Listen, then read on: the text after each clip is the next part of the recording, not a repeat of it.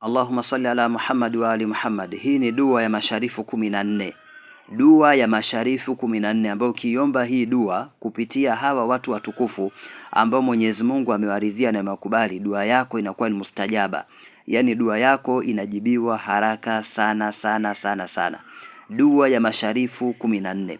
Dua hii wewe ambao unaiona katika lugha ya Kiarabu, huwezi kusoma lugha ya Kiarabu, nimeiandika kwa lugha ya Kiswahili. Ninacho kitabu kingine ambacho nimeandika kwa lugha ya Kiswahili. Hiki ninachokitoa hapa ni cha Kiarabu, lakini kitabu ukitaka Kiswahili chake ya namna jinsi gani unaweza kusoma dua hii, basi nimeshaandaa kwa wale watu ambao wanataka kuitumia dua hii. Dua hii ni dua nzito sana sana sana, sikwambie mtu. Dua hii ya masharifu 14, hawa ndio mababu wa masharifu wote duniani. Masharifu wote ambao unaona duniani, sehemu yoyote duniani, hawa ndio masharifu wale wakongwe wa mwanzo kabisa ambao walikuwa na karama kubwa na karama nzito kuliko sharifu wa aina yoyote, kwa sababu hawa wametokana na damu ya Bwana Mtume sallallahu alaihi wasallam, na ni watu ambao wako karibu sana na Bwana Mtume.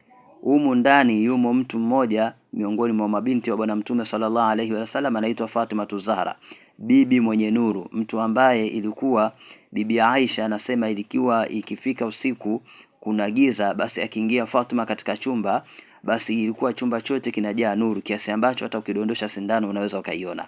Mama huyu au bibi huyu mtukufu, mtoto wa Mtume, naye ni miongoni mwa watu ambao wameingia katika dua hii, katika hao masharifu 14. Ni dua muhimu sana, ni dua muhimu sana. Unaweza kupata kwa njia PDF, unaweza kupata kwa njia ya kitabu kama kitabu. Kokote ulipo, sehemu yoyote unaweza kutumiwa inshallah taala.